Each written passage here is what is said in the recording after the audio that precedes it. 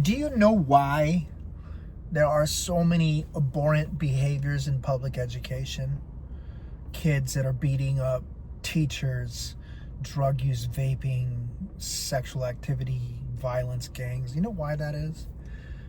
Because the public educational system is under a veil of deception, okay? First of all, it is a left of center institution by and large. Public education is a Marxist system, which means you can't bring God into the classroom. The second tier of the deception is the psychological lens, right? You have all these BCBAs and all of these behavioral people stepping into the fold and trying to solve kids' problems. And they use behavioral modification and they incentivize good behavior and they try to punish bad behavior and they think that they can mold these kids like clay. It's asinine, okay? In 25 years of working with emotionally disturbed kids and developmentally disabled kids and kids that are on the fringes of the general population, the kids that are doing the things that you hear about, you read about. I work with these kids on a daily basis. And you have somebody who comes in, they'll hire somebody new, fresh blood. Okay, we need to reduce the problematic behaviors. How do we do that?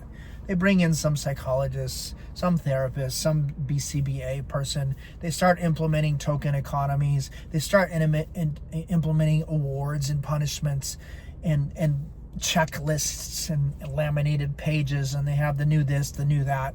It's always a constant reiteration of things that have already failed.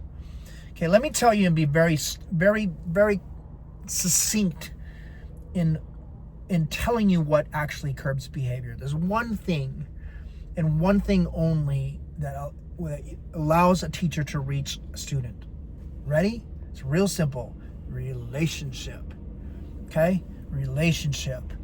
When a teacher has cred in a school, it's because they're real. It's because they don't bullshit and they tell the kids the truth even when it's unpopular.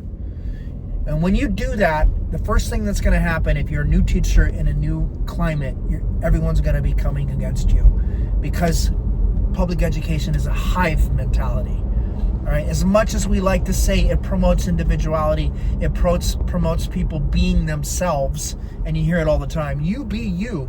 It doesn't. No, it pressures people into believing what the collective believe. Okay? So you be real. And then once you have the trust of the student, then you can make inroads into their behavior. It has nothing to do with psychology. Psychology, with all due respect to all the psychologists that watch this video, psychology is bankrupt. Okay? You need to establish relationships. Right? Most of these kids who have problematic behaviors come from broken families. Right? You need to establish relationships, not just horizontal relationships, but vertical relationships.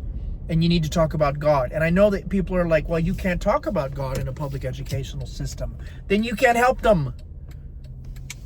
Because mankind has no ability to help other people in that regard. It must be a change of heart. And the only person that can actually change your heart is Jesus, is God himself. We as people, we can fill some holes. We can talk around some people and talk them into more healthy behaviors. We can help them to some degree. But the statute of limitations on how much we can affect them is based upon the time that we have and how much trust that they have in us, and whether or not they're willing to follow that advice. Because what is going on now is nuts in the public educational system. And the way that the kids are behaving is off the hook, out of control.